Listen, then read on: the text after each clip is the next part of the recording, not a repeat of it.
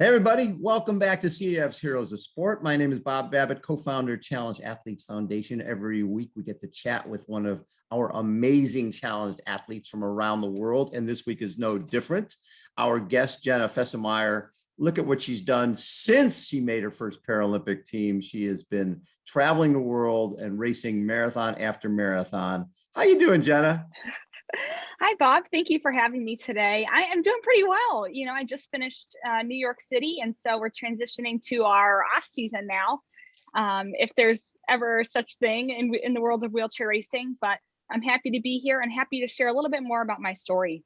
What was fascinating to me is usually people are like, okay, the Olympics, Paralympics are over. It's time to sit down with a drink with an umbrella in it. And then you go since the Olympics, third in Chicago, ninth in London, sixth in Boston, fourth in New York City. You haven't really had an off season. No, I haven't. But, since coronavirus started, all of the marathons were really postponed to this fall of 2021. And so all the stars aligned and we figured, why not? Let's do it all. And it's been such a great journey. So you were born a triplet and proximal femoral focal deficiency. What Yes. exactly is that? Yes, so proximal femoral focal deficiency is a congenital birth defect that left me with a shortened left leg. So my left leg never grew. And I also don't have a hip joint. So it's different compared to any other amputation because I still have my knee joint. So I'm able to bend my leg, but my leg is very short compared to my right leg. And so I use a prosthetic to ambulate. So basically they amputated the foot. Yes, absolutely. And set it up for you to have a prosthetic. Yes. But you played, it didn't seem like it slowed you down, right? And I think your mom was a big part of that. Your mom was basically, hey, you can sit over here and watch, or you can get out there and do stuff. And you did everything. What were some of the sports that you played? Yeah, I think my competitive nature really started as being born a triplet. And so I have a brother and a sister who did not let me slow down at all when I was young. And so we grew up playing all kinds of sports, but in middle school, I played volleyball, basketball, and I started to throw discus for track. And then in high school, that's when I really noticed that my peers were getting faster, and unfortunately, I wasn't. And so I golfed in high school, and I still threw discus because you can get away with being a little bit slower across the ring. But that's finally when I was introduced to disabled sport and wheelchair racing my sophomore year of high school. And you're in Ohio at the time, and they, fortunately, that's when high school track wheelchair racing became part of high school track, and you were able to go out and compete in the high school track meets in your chair, which is awesome. Yes, absolutely. So in 2013, the Ohio High School Athletic Association, the OHSAA, added wheelchair events to the state track meet at the high school level. And so they added the 100 meters, 400 meters, 800 meters, and the seated shot put. And at that time, really, I had no idea what wheelchair racing was. And quite honestly, Bob, I wasn't interested at first. Right. I thought it was a regular wheelchair, and I used a prosthetic. And so it's like, why would I, try to race in a wheelchair when I'm a prosthetic user? And so I come to find out that wheelchair racing started from using a regular wheelchair, but has transformed into a three-wheeled piece of equipment made out of aluminum. And so I started my sophomore year, and just with that open door and that opportunity, I haven't looked back since. That's very cool. And then out of high school, University of Illinois? Yes. Yeah. And so as I was applying to colleges, I knew that if I wanted to be good at the sport of wheelchair racing, I had to go to the best school. And so I did my research and asked a couple questions to the folks around me and found that the University of Illinois at Urbana-Champaign has the best wheelchair track and road racing program in the country, and if not in the entire world. And so I went out my senior year and I visited Coach Adam Blakeney over in Champaign, Urbana, and I got to tour the campus a little bit. And Bob, I only applied to the University of Illinois because I wanted to put all my eggs in one basket. If I was going to do this, I wanted to go all in. And so I applied only to U of I, and I said my prayers, and next thing you know, I was admitted. And That I is, was admitted for the fall of 2015. and I don't think people realize how dedicated you have to be as a wheelchair athlete. So you're doing routinely 100 miles a week. Absolutely. Yep. So we have, let's see, we have 8 sessions a week, and 6 of those sessions are in our racing wheelchairs, so clocking about 100 miles a week. And then those last 2 sessions are our strength sessions in the weight room. And we do a lot of injury prevention movements with our shoulders to just increase our longevity in the sport, but just as a whole, and creating a lifestyle of fitness and health, overall health. And our coach really believes in that. And so it's 8 sessions total a week. Wow. And that paid off when you went to the Parapans in Lima, Peru, August 2019, golden 800, golden 1500, golden 5000, silver in the 400, and fourth in the 100. I mean, it was that the meet that basically told you, okay, I can be one of the best at this. Yeah, Bob, the sport of wheelchair racing requires a lot of patience. The sport of wheelchair racing, you really have to allow yourself the opportunity to refine the movement in the sport, because the movement is so sport specific that any other sport that I did growing up really couldn't translate over to the movement and the biomechanics of wheelchair racing. And so after 4 years of patience in my undergraduate career at U of I did make the Parapan Am team. And that was when I noticed that I was really making some advancements in the sport, in that I could give the 2020 Paralympic Games a run for my money if I could just keep driving until trials that next year. So, and then the world gets shut down, right? The world gets shut down. You're ready. And now you've got to maintain. It's going to be another full year of 100-mile weeks, hoping that they actually have the games in 2021. How hard was that for you to maintain that? Because I'm sure a lot of the gyms were closed, and just being able to do the workouts you needed to do was a bit of a challenge. Yeah, absolutely. So in March of 2020, I was getting ready to go to the LA Marathon when I walked into my coach's office, and he said, Jenna, I think our world is about to change. The coronavirus pandemic is making its way over to the States, and I think you should pull out of the Los Angeles Marathon to prepare for what I think could change our world and what our day to day is like. And so I did pull out of the Los Angeles Marathon, fully trusting him, but I did not think that the pandemic was really going to be as big as it is still today. And so school was shut down, and students left for spring break and never came back. Our campus was empty. And I also work in a residence hall of 600 students, and my students left and never came back after spring break. And so we closed training down, brought all of our racing wheelchairs home, rollers, equipment, TheraBands, and our coach sent us workouts to do on our own for a couple of months until we could get a little bit more knowledge about what coronavirus was and how can we act in a way that is still healthy and preventative of this virus, but still be able to train together. And we were able to join back together in late May to train together as a group. But until then, we did a lot of movements that involved laundry detergent,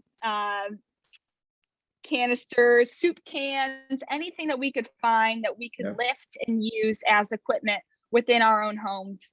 And that's how we got through the first couple of months of the pandemic until we were able to get back together again. And I'll never forget that experience.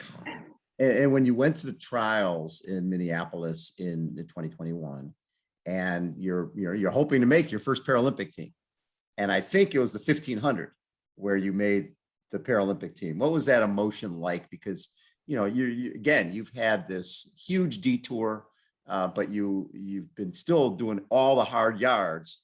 but until you actually know you're going, it's not real. And what did it feel like when you qualified in the 1500? Yeah, so the Paralympic trials were postponed from 2020, obviously, to 2021. So it was almost exactly a year later. And that whole year was really used as a time of, all right, we have some games to make and we still have a shot at the games. And so let's go for it. And let's train as if we know they're happening. Even at that point, we had no idea if the Tokyo Games were happening. And so at Paralympic trials, I had to completely trust that I did everything that I possibly could up to that moment to try to make the Paralympic team. And so the 1500 meters was our last race of the entire Paralympic trials track meet. And so last event, and it was the last day. And so after I'd crossed the finish line and knowing my time, I knew that it was a pretty high percentage of the Paralympic standard. Yep. And so if you are familiar with the Paralympic selection procedures, you need to be as close as you can to the Paralympic standard that they set at the beginning of the calendar year. And so I knew that my percentage was high, but I didn't want to get my hopes up until they officially named the team. And so I really spent that whole week after until they announced the team just just feeling hopeful for what could be. And so, yeah, it was a lot of nerves leading up to that team announcement, even though I knew I had a good performance at the trials. So when you go to Tokyo and you get 11th in the 1500, 7th in the 5000, but PR, right? 11:17 for 24 for 5000, that is rocking. And then 11th in the marathon. When you look back at your first Paralympic experience, what do you take? What would your takeaways? Yeah, I just have a feeling of gratitude. And my message for any young athlete, whether they're disabled or not, is to just shoot for the stars. And you never know how far you'll go if you just give yourself a shot. And if you truly believe that you can set your heart to whatever your goal is, you can truly achieve it. And so going to the Paralympic Games was that for me. I really believed that that's something that I could have achieved. And I put in the work and just enjoyed the process of being a wheelchair athlete. I just enjoyed the day-to-day of putting in the miles, sweating, working really hard, and enjoying the miles with my teammates as well. And so going to the Paralympic Games was a celebration of that, the celebration of enjoying the process and truly falling in love with the sport of wheelchair racing along the way. And so I'm very thankful for my opportunity of going to the Paralympic Games. And I think that 15-year-old Jenna, when she started wheelchair racing, would be pretty proud of 24-year-old Jenna now. And so that's pretty cool to think about as well. When I think about 24-year-old Jenna, and I think about world-class athletes, and I think about if somebody's a marathoner, they run a half marathon and a marathon. If somebody's a 5,000 person, they run a 5,000, 10,000. You're doing everything from 100 meters through the marathon. That is, I mean, you tell any distance runner what you guys are doing, that is crazy. It's like fast twitch, slow twitch, long distance, all the different, how do you balance that? Yeah, I think you can only balance it if you're in love with that process of training for all of those different things, right? And so going out and completing longer workouts of 22, 24, 26 miles, and then turning around to do it all over again, I do it because I love it. And so balancing all of those different things, being a student as well, I'm also a graduate student. The balancing doesn't seem as hard if you can wake up every morning knowing that you're going to love what your day is about to look like. And so that's something that I really take a lot of joy in, is that when I wake up, I know that I have a lot of challenges and a lot of tasks to complete along the way, but I know that I'm impacting a lot of lives and creating a legacy in the sport along this journey as well. And so that makes it worth it. When did you connect with CAF? I connected, I think in 2015, when I was a senior in high school. that's when I realized that there were more resources to get access to equipment, because wheelchair racing is not an inexpensive sport. My wheelchair race, or my racing wheelchair right now, is right around $6,000. And so knowing that CAF had a resource and a mission to impact the lives of folks with disabilities, to give them access to equipment, that's when I knew that CAF was going to be a great partner for me in the future. And so they've really contributed to my success in the sport, and really my academic endeavors as well, and the goals that I have in my professional life in academia. And so I owe a lot to the Challenge Athletes Foundation for investing in me and believing in me at such a young age. The negative of losing that year for COVID, but the positive is Paris is 3 years away, right? Yes. Right, it's right It's around the true. corner. You're ready to Yeah. start people starting gathering points and all the rest of that stuff. Yes. What happens between now and Paris? What are your goals? Yeah, I think that's a great question. Training for Tokyo, we did get a 5-year stretch of leading up to the games versus a typical 4-year stretch. So right now I am taking just 1 week off. Coach said, we'll see you next week. And I said, I can do that and take 6 or 7 days off. But leading into next year, we have world championships over in Japan once again. And so I'll be preparing for that. I'm applying for a PhD program as well to also keep me busy, because marathons and the games aren't enough, apparently. And so, yeah, we're already 3 years away from Paris. And so at this point, we're already in our training cycle leading up to that games. And so it's a why not? Let's do it. It's another great challenge, and it's going to be another great journey along the way. So yeah, we're buckled in. What's your thesis going to be? Yeah, so I want to study the benefits of physical activity and exercise for young folks with physical disabilities. And so very similar to CAF's mission. That's exactly. I think we can help with that. Yes. Yeah. And so it's really important. And I know it's changed my life. And there's not a lot of research out there that studies creating an argument for young kids with disabilities to get involved in physical activity. And so I really want to contribute to that area of research. And so hopefully I'll get started next year in 2022. What have you gained from you when you're working out with a Tatiana McFadden or a Daniel Romanchuk here, some of the guys, people who are legends of the sport? How has that helped you? Yeah, it makes me emotional to think about it, right? Because I have been very privileged within the past 6 years to train with legends in the sport: Tatiana McFadden, Amanda McGrory, Daniel Romanchuk, Susanna Scaroni, Aaron Pike, just to name a few. And I've learned, just by watching them, I think I watch them more than they probably know. And I study how they take every practice and how they really focus on the process of being a professional athlete. And so their mentorship has really helped me get to where I am today. And for me, it's really been about the process of choosing to wake up every day and to make that specific day, to make today the best day yet, and get 1% better every day. And I think I've learned that from the professional athletes that I train with daily. Love it. Jenna, thanks so much for taking time to join us on CAF Heroes of Sport. Love getting to meet you. Your personality is off the charts.